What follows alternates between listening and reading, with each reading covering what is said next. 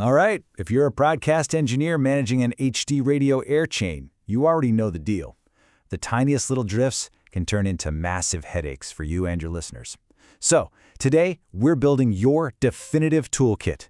We're talking everything from proactive maintenance to on-the-spot troubleshooting, all to help you master every single link in that chain. Now, just so we're all on the same page, this entire explainer is pulled directly from the final chapter, Part 5, of a big technical report from Virtualization Options LLC. We're going to skip all the early theory and dive straight into the practical, hands-on stuff that you can actually use at the transmitter site, like today. So, here's our game plan.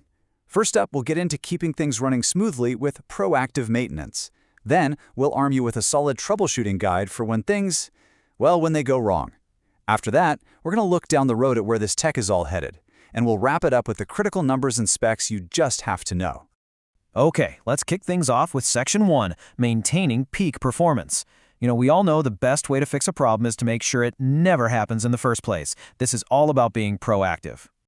Look, I get it. This isn't the most exciting part of the job, but it is absolutely the most important.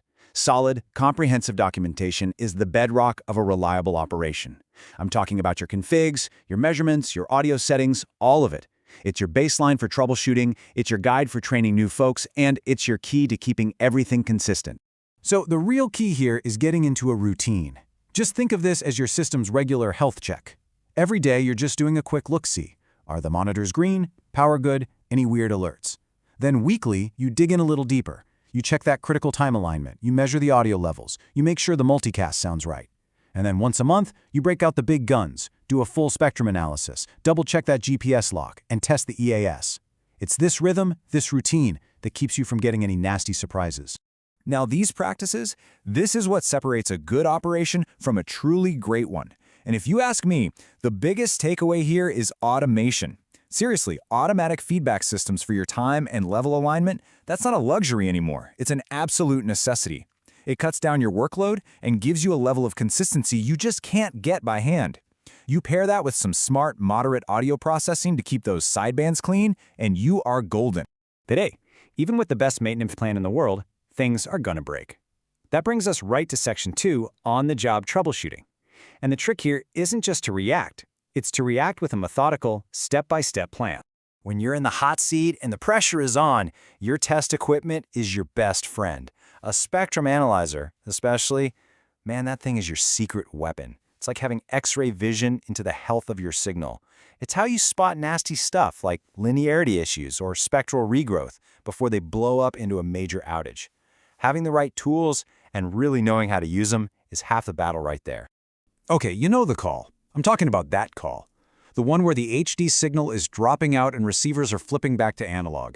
It's probably the most common complaint we get. So where do you look first? Almost always it comes down to timing or transport.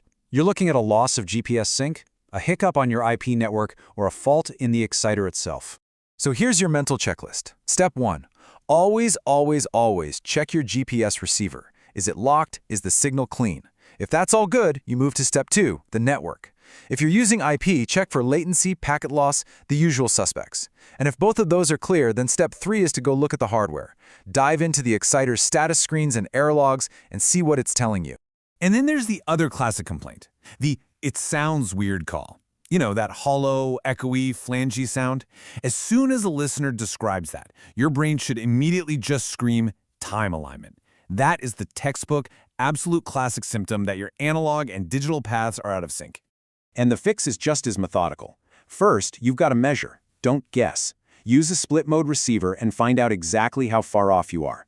Second, once you know the number, you manually adjust the analog audio delay to nudge it back into that super tight window.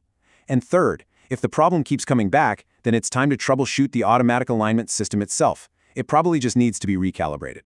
All right, let's shift gears. We've talked about the here and now. Let's look to the future in Section 3, the road ahead. Because this technology is definitely not standing still, which means our role as engineers can't either. So this is a really important question we all need to ask ourselves. As the physical hardware in the transmitter shack starts getting replaced by software living in the cloud, how does that fundamentally change what we do every single day? Because this right here, this is the new architecture. Think about it. Instead of a rack full of gear at the transmitter site, all the heavy lifting, your audio processing, your encoding, it's all happening up in the cloud. Then that finished signal gets shipped over IP networks to the transmitter site, where there's just a little bit of hardware left to do the final RF conversion. It's a total paradigm shift. And you might be asking, why? Why are we doing all this? Well, the benefits are huge. We're talking insane flexibility, lower costs, much better reliability.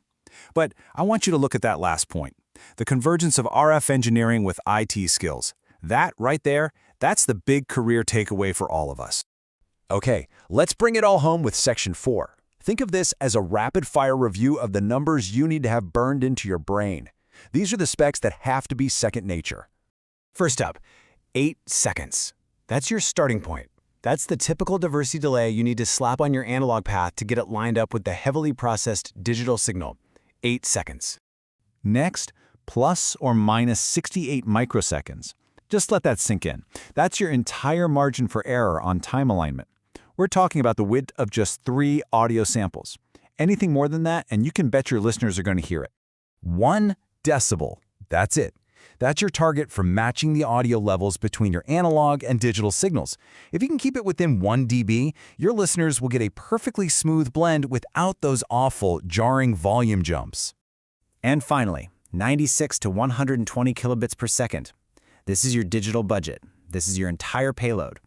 Every single bit has to be strategically divided up between your HD2, your HD3, your data. All of it. It is a finite resource. Spend it wisely. So look, if you only remember one single thing from our time together today, please let it be this.